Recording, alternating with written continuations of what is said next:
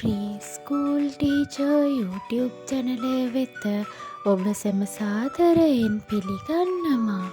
ඉතින් මං අද කතා කරන්න යන්නේ සිංහලයේ වීර චරිතයක් වන වීර මත්තුම බණ්ඩාර ගැන. පුංචි ඔයාලා අහලා තියෙනවද? ඉතින් බලන්නකෝ, මේ මත්තුම බණ්ඩාරගේ අම්මා තමයි ඇහැලේපොළ කුමාරි හාමි. මත්තුම බණ්ඩාර මේ පවුලේ දෙවනියා. ඉතින් මේ මත්තුම බණ්ඩාරයි අනෙකුත් සහෝදරයෝයි ඉගෙන ගත්තේ වාරියපොළ සුමංගල හිමියන්ගෙන්. ඉතින් මේ මත්තුම බණ්ඩාර ඉතාම දක්ෂයෙක් කියලා වාරියපොළ සුමංගල හිමියන් තේරුම් ගත්තා.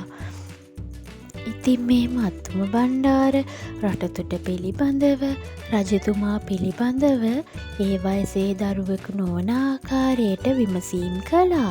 ඉතින් සුමංගල හිමියන්ගෙද එයට නොමද සහයක් ලැබුණා. එතුමෝ සිංහලයා පිළිබඳව, සිංහලකම පිළිබඳව මත්තුම බණ්ඩාරට කියලා දුන්නා. මත්තුම බණ්ඩාරගේ මාමා තමයි මොනරවිල කැප්පෙට්ටිපොළ. ඔහු අභීත රණශූරයෙකු වශයෙන් පමණක් නොව ආගම දහම කෙරෙහිද ඉතාම නැඹුරුවකින් සිටිය අයෙක්.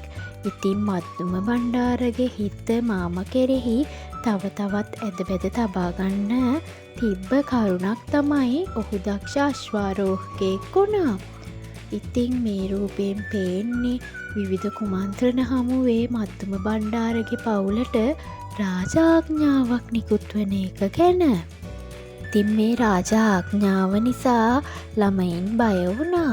ඉතින් එතකොට එයාලගේ මව ඇහැලේපොළ කුමාරහාමි අපි වරදක් කරලා නෑ, දන්න තරමට අප්පච්චි වරදක් කළත් නෑ, ඒක නිසා ඔයාලා බය වෙන්න එපා කියලා පුංචි හිත්වලට කියලා දුන්නා.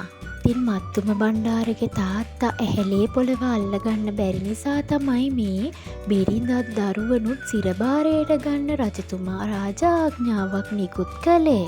ඉතින් අපේ මේ ඇහැලේපොළව අල්ලගන්න බැරි නිසා මේකට අනිත් නිලධාරීන් එකතු වෙලා පවුලේ අයව මරණ දණ්ඩනය නිකුත් කරන්න ඕනේ කියලා රාජ මුද්‍රාව සහිතව සූදානම් කළා. ඊට පස්සේ එදා 1814 මැයි මස 1 වෙනිදා ඇහැලේපොළ කුමාරහාමිත් දරුවන් තිදෙනාත් මරන්න ගෙලසිඳ මරලා දාන්න තීරණය කළා. ඉතින් මේ රාජාඥාවේ තිබුණේ ස්ත්‍රීන් බෝගම්බර වැවේ ගිල්වා මැරීමටත්, පිරිමි දරුවන්ගේ ගෙලසිඳ මරණයට පත් කිරීමටත්. ඉතින් මේ වදකයා ලං වෙනකොටම ලොකු බණ්ඩාර මවගේ පිටිපසට වෙලා හැංගෙන්නට බැලුවා. ඒ වුණත් මවගේ වදනින් තව තවත් එඩිවතරව හිටපු නව හැවරදි මත්තුම බණ්ඩාර එළියට පැනලා අයියන්ඩිය බිය නොවන්න, අපි හැමෝම උතුම් වූ දෙමව්පියන්ගේ දරුවන්, මැරෙනා හැටි මම පෙන්වන්නම්. එම්බල වදකය, ඔබේ එක කඩුපහරින් මාගේ ගෙල සිඳුව කියලා එයාගේ කෙල දුන්නා. ඉතින් ඊට පස්සෙල් ලොකු බණ්ඩාරවත් මැරුවා. ඇහැලේපොළ කුමාරිහාමිවයි අනිකුත් පුස්සැල්ලේ කුමාරිහාමිවයි දියණියවයි බෝගම්බර වැවට ගෙනහිල්ලා ගිල්ලලා මැරුවා කියලා තමයි ඔන්න තියෙන්නේ. සමහර කතාවල මත්තුම බණ්ඩාරගේ නැගණියව වංගෙඩියේ දාලා කෙටුවා කියලත් සඳහන් වෙනවා.